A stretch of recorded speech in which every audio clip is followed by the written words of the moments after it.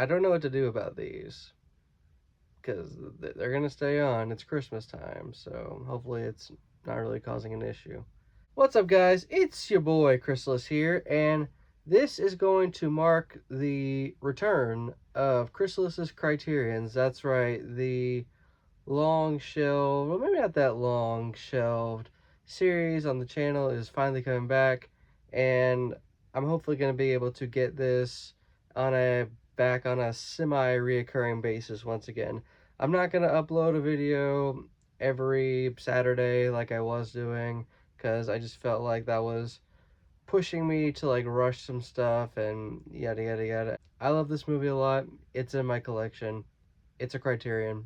I'm going to talk about it, and it's going to be part of the series. And that's all there is to it. And the movie that I am referring to today is Alfonso Cuarón's Roma. I didn't necessarily need to roll the R there, but it just felt good. For those who don't really know Roma, Roma is, I believe, still the latest full-length film from Mexican director, producer, editor, cinematographer, writer. He's a master filmmaker, Alfonso Cuarón. Alfonso Cuarón's one of those directors whose filmography has like a lot of range in terms of the mainstream appeal and the more obscure, closer to the heart of Mexico appeal. If you ask someone if they know an Alfonso Cuarón movie, you're gonna get different responses each time. There's people that know Alfonso Cuarón as that guy that made Y Tu Mama Tambien, which is going to be relevant in a little bit. There are people that know Alfonso Cuarón as the director for Children of Men, which is a very excellent movie if you've not watched it yet. Nice and dystopian. It almost feels like a documentary at points. Just a stellar film. There's also people that know Alfonso Cuarón as that guy that directed Gravity, which also a great film. One of the better space adventure films that came out in the last like 10-15 years, in my opinion. And there's also the Potterheads that know him for Prisoner of Azkaban, which, in my opinion, explains why The Prisoner of Azkaban is the best Harry Potter film in the series. So if you hear anything, it just started raining, so I apologize in advance. But if you ask me, well, I know him for all those, although I still need to watch Y Tu Mama Tambien at some point. But as far as, like, if you ask me what I think his best film is, or what my favorite film of his is, it's got to be Roma. Like, it just has to be. Cuarón definitely best known for a lot of his English-speaking movies, like I mentioned, Children of Men and Gravity. But I feel like there's something about when he brings it back home and makes a Mexican movie, it just, you definitely feel like that you're getting a lot more out of him as a filmmaker. As I mentioned before with Y Tu Mama Tambien, Roma is a movie that has kind of been in the works, in the planning stages for a very long time. And if you ever get this copy, and I do recommend you getting this copy because since it's exclusively on Netflix, this is the only physical copy you can get of Roma. There exists in this copy a documentary about the making of Roma and everything, where Cuarón talks about how his interactions with the maid, whose name I'm blanking on in Y Tu Mama Tambien. Sorry for how loud the AC is, but Lebo, who's the inspiration for Cleo, was also not just the maid in Y Tu Mama Tambien, but she was also the actual live-in caretaker domestic worker when Cuarón was growing up. So that's awesome. Was the spark of inspiration for Roma. Cuarón definitely wanted to make a film that explores not just Mexico back in the day, but also, by extension, his childhood. Where Cuarón grew up in a middle-class dwelling in the Roma prefecture in Mexico City back in the early 70s. And in his vast and extensive efforts, a lot of which, you could see in the bonus features, Not only does he do a phenomenal job at making a movie that exists as a reflection of his childhood, he also makes a moving, heartbreaking story about motherhood, childhood, generational trauma, solitude. In a lot of ways, he ends up making a movie that, by extension, is a reflection of not just life in Mexico City at the time, but also life just in general as well. But not in so much a nostalgic, ooh, I remember those were the days type of way, but in a rather faithful and as non biased of a portrait as you can get it. So, this particular copy of Roma is a neat little slipcase, as you can see here. You can see like this gorgeous shot of one of the final scenes of the film. They're all gathered around here after our main character Cleo saved two of the children from drowning on the beach. And some of the big shots where there's like a lot of sky, maybe not these two, but definitely like this right here. Also, this is a big ass booklet of essays. Like a plane every once in a while in the sky in the movie. This is the disc, by the way. It matches with like the casing on the inside. It's pretty neat. But I'd always wondered about the airplane because that's how the movie starts, where Cleo is just mopping the driveway, just getting all the dog shit out of it. And in a puddle, you can see a reflection of the airplane. And in the end, Cleo is going on the rooftop, and there's another plane in the sky. Me again, since I kind of went adrift away from the whole airplane thing, but and if I remember from like watching the documentaries and all that, the airplanes serve as like two things. One, a literal meaning in that in Mexico City, airplanes just flying up ahead is a very normal thing that is occurring in Mexico City. But also a second, more metaphorical meaning where it's kind of just a perspective of reality, right? In the very beginning of the movie, you see the airplane in the puddle as though it's just a reflection of the thing, and at the end, you just see the sky clear as day as it originally was. Or at least that's what I interpreted from it. I definitely saw like a grounded versus just head in the clouds type perspective, just kind of finding like some kind of middle ground between the two, I think. If you ever look closely watching the movie, and it's easy to miss considering how much movie the aspect ratio and the overall cinematography just gives you at once. Because, like I mentioned, you're not just getting the story about Cleo, right? You're not just getting the story about Cleo, who is an indigenous to the Mexico City, Roma prefecture, Cleo, the maid to our Spanish family, but you're also getting just a wide shot of a lot of different things happening at once. And Cleo is serving as the beating heart of the film. She is serving as the blood, sweat, and tears of this portrait in so many ways. Yeah, so it's easy to miss things like the airplane flying in the big open sky or just little things like that, considering that it's not just one big story, it's a lot of little stories that are happening simultaneously. In one of the documentaries that I watched, Cuarón was very careful about removing something called walla. If you don't know what walla is, and I didn't until I watched this, walla is the vocal background sound that's supposed to mimic the sound of conversation going on in the background. And Cuarón, in order to try to capture as effectively and accurately this period of time as he could, made sure all of the extras had like their own dialogue and their own like miniature story happening. And the effort is not just seen in the script, it's also seen in how many audio tracks that got sent to editing and whatnot during post-production.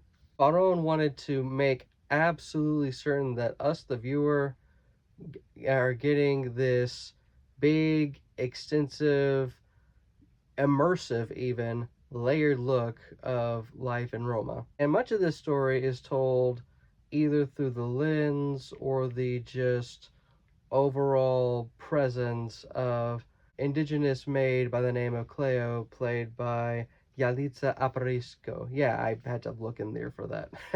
I even pronounced it wrong. Aparicio. Yalitza Aparicio. One day I'll get these names right. And another thing that needs to be noted about this movie is that there are almost no professional actors in this movie, like, at all. Our lead role for this film, she doesn't just play someone that's indigenous and speaks the Mixtec language, she is indigenous and speaks the Mixtec language. I'd actually read somewhere that she had actually zero experience acting except when she had to lie to her parents when she was a child. And she just does a fantastic job. It almost came naturally for her in this film. Her performance is that of a quiet nature. Her performance is one of those if you blinked you missed it type of deals. I think the performance that still just rips my heart out each and every time is the scene where she gives birth. To get you caught up, if you've never watched Roma, there is a point in the movie where she gets pregnant by this loser boyfriend named Fairman, who, upon learning that she could possibly be pregnant, just skedaddles and just ends up joining this Olympics thing that turns out to be just a front for the regime, for the present, or at this moment in time, present political regime. And there ends up being something happens that triggers her to go into labor, and God, that whole scene from when she breaks her water all the way up to after her birth, even like after she leaves the hospital, is just some of the most tear-jerking film I have ever watched ever. And I don't think any of that really would have been possible without Yalitza. I genuinely don't. So the only professional actress in this film is Marina de Tavira, who plays Senora Sofia, who is more or less essentially Cleo's boss. She knocks it out of the park too. I feel like, and I think the documentary mentions this as well, she was presented with a whole other challenge that ironically existed from the fact that no one was a professional. She was the only one that actually had like extensive acting experience. So not just the way that she had to interact with the extras and her co-stars, but also the way she had to interact with how Cuarón was just directing this whole thing. I also want to mention that this was shot in sequence. The whole movie was shot from beginning to end in chronological order, unless I misread something. So that added challenge had to have been quite the ride for everybody. And I thought she navigated it really well. And God, the part of the movie where and she shows up back to the house and she looks Cleo in the eyes and tells her that we women are always going to be alone. Oh man, that was so good. To me, this just felt like extraordinary writing on Cuarón's part, because a movie like this, in the hands of another filmmaker, you were either going to get a huge focus on Cleo's story to where everything just feels like backdrop and background and everything, or you were going to get something that's super abstract, like a Killers of Sheep type thing. Not that that's a bad movie, I love that movie. Where it feels like that the story that's happened is secondary, it's more so just the overall setting. I think Cuarón does a fantastic job at finding a marriage between those two, where I genuinely felt like that we were being transported back into time, and not only are we just following Cleo around during the good, the bad, and the ugly of 1970s Mexico City, but also just the culture, the life, The whole skeletal and muscular system of just where she lives and where she came from. This is a non-sensationalized revisitation of what Mexico City just was.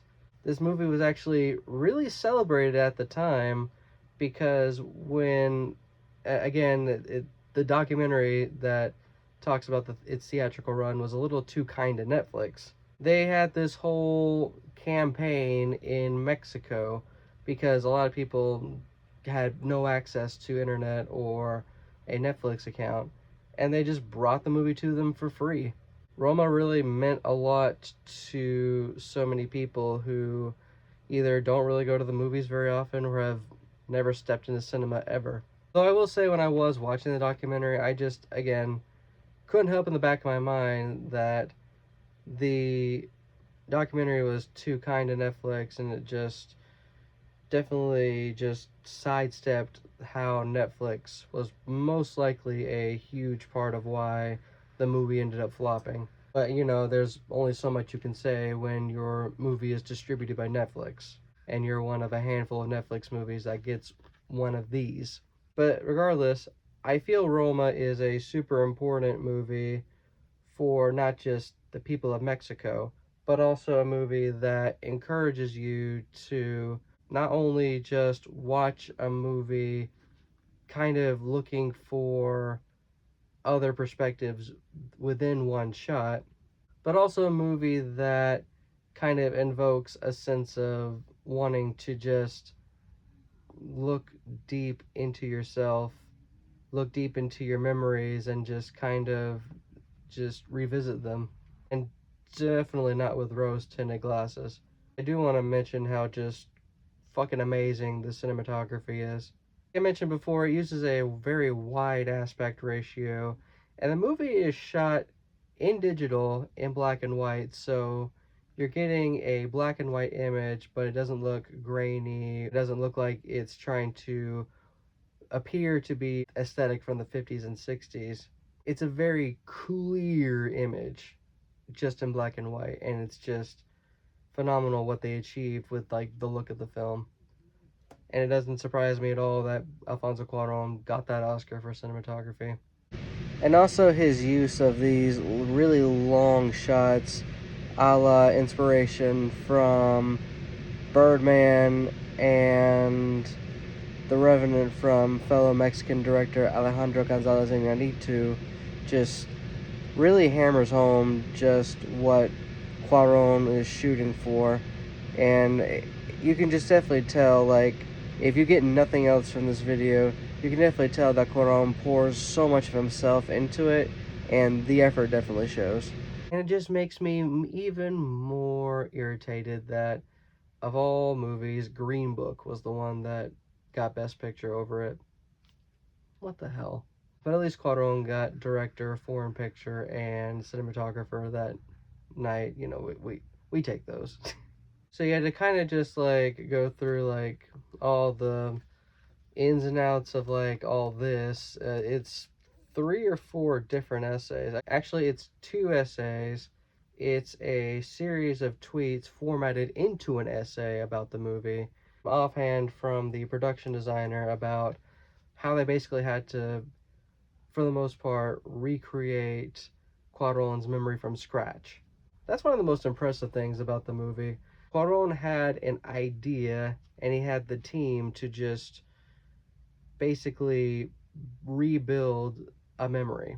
And in doing so, they found a lot more inspiration in order to enhance the quality of the film, as well as just give us a portrait of a time that bears the need for revisiting.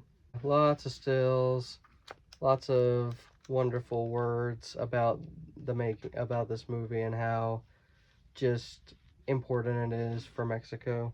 As far as like the Criterion copy of this, it's pretty bare bones in a way. Like, yes, you're getting 3 or 4 different documentaries about the making of the movie and this pretty extensive booklet, like I mentioned. But that's basically it. There's no director's commentary. There's not really a whole lot else. You can just sit down and watch the whole thing in one go. But even so, it's still worth it because, again, it's the only physical copy that exists of this movie, and that's kind of a crime. Yeah, overall, Roma is just one of my favorite movies of all time. I don't nearly connect to it as much as, say, someone that grew up around that time or has family that grew up around that time, but I can relate to it in just being shaped by the past. Whether it's the political climate at the time, whether it's just the socio-economic structure of the time, whether it's just going to the movies with your lover and not even watching the movie and then getting ditched by your lover. I'm not saying this from experience, by the way. It's everything. It's being abandoned by your father. It's having scuffles with your siblings. It's going on New Year's trips and drinking your drink and getting your drink knocked out of your hands. It's riots of untold violence. It's the, like I mentioned, it's the good, the bad, and the ugly of just, what happened in your life and the background of where you come from. And yeah, I think it's just wonderful. And if you've never watched it and you got a Netflix account, watch it. If not, this exists. And it's in very high quality.